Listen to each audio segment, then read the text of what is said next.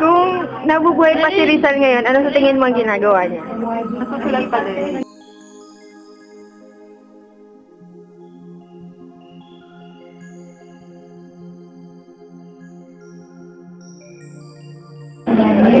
Kung nabubuhay pa si Rizal ngayon, ano sa tingin mo ang ginagawa niya?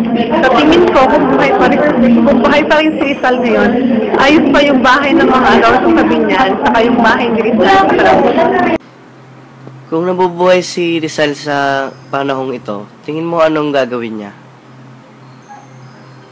Sa palagay ko, kung si Rizal ay buhay pa hanggang ngayon, babaguhin niya yung hairstyle niya.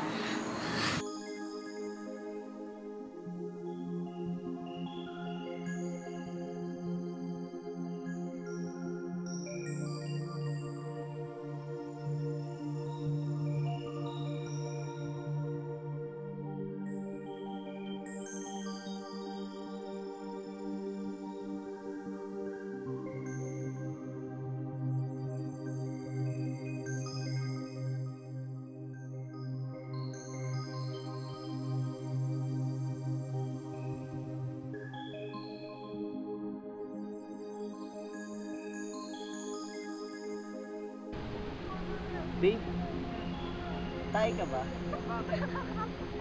Pwede ba kita yung labot mo?